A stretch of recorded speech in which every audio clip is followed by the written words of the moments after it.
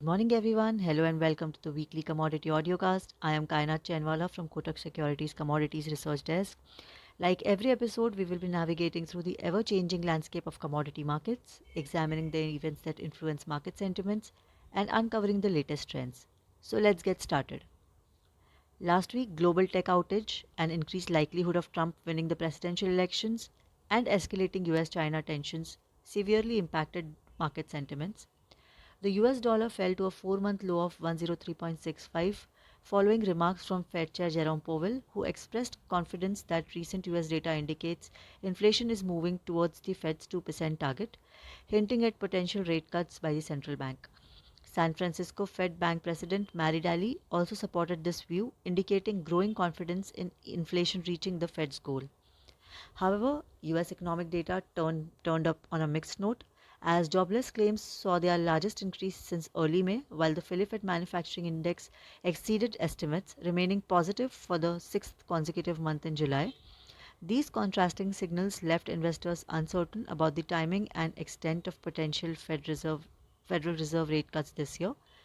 Meanwhile, an assassination attempt on Donald Trump earlier last week raised speculation about his chances in the upcoming US presidential elections, which helped the US dollar and 10-year treasury yields recover losses for the week. On the stock market front, S&P 500 and Nasdaq closed the week with losses of 2% and 3.7% respectively after recently hitting record highs. This drop was largely driven by a sell-off in IT stocks on Friday, triggered by a major disruption at cybersecurity giant CrowdStrike, following issues with its latest tech update, which led to operational disruptions at financial services and healthcare providers' offices. Moving on to the commodity space, COMEX gold prices surged to an all-time high of $2,488 per ounce last week on sustained expectations of a rate cut in September, despite better than expected US retail sales figures. However, prices plunged sharply from those levels, pressured by the recovery in the US dollar from 4 month lows and an increase in US 10-year treasury yields to above 4.22%. Furthermore, profit taking by investors near all time highs amid concerns over the tariff war with China and other political and geopolitical challenges overshadowed the growing likelihood of interest rate cuts. According to customs data, Swiss gold exports in June fell to their lowest level since April 2022 due to reduced shipments to China and India. On the technical front, MCX Gold August futures continuous, while trading in a sideways channel, tested at all-time high but failed sustenance and formed a shooting star pattern, marking 74731 as a crucial resistance. Additionally, 74,000 can also pose as an initial hurdle. On the downside, important support lies at 72,100, aligning closely with the 50-day SMA, followed by 70,900, a touch point on the channel. Hence, the outlook for MCX gold futures is sideways until a clear break occurs from the channel. Moving on to crude, WTI crude oil prices surged to $83.80 per barrel last week as US inventory slipped below the 5 year average and increasing optimism about an earlier Fed policy shift. EIA said that US crude oil inventories have dropped by more than 20 million barrels over the past 3 weeks. However, prices could not sustain at higher levels and tumbled towards $80 per barrel as markets' focus shifted to demand concerns in China following lack of measures to stimulate domestic consumption in the third plenum. While on the other hand, expectations of easing OPEC plus supply curbs in the fourth quarter. As per Bloomberg reports, OPEC plus delegates anticipate the group's upcoming monitoring session next month to be routine, with no changes expected to plans for increasing supply starting in the fourth quarter.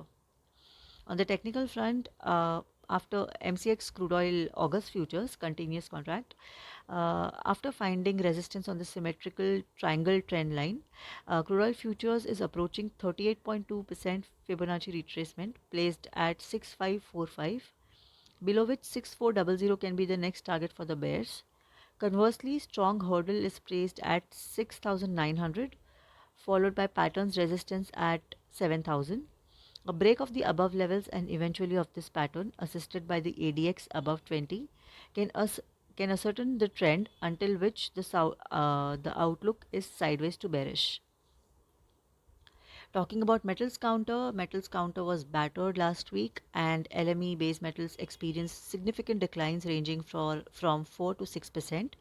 This drop followed the third plenum, a crucial gathering of Communist Party officials in Beijing, where top makers acknowledged concerns about domestic demand. However, they did not announce any substantial stimulus measures to boost demand or address the ongoing property market decline. LME Copper saw the sharpest decline of around 6%, marking its worst weekly performance since 2022.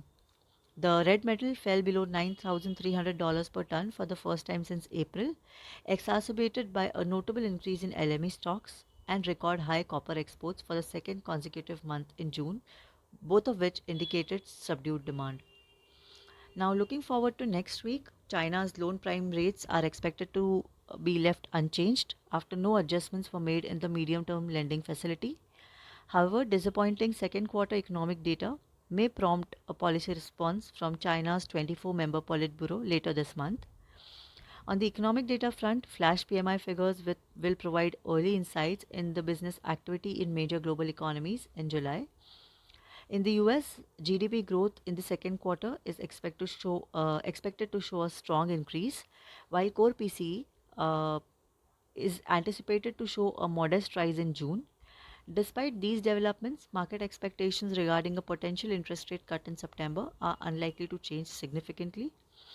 So, to sum up, last week it was marked by significant volatility and uncertainty in global markets, influenced by a combination of economic data, geopolitical tensions, tech disruptions, and political developments in the US.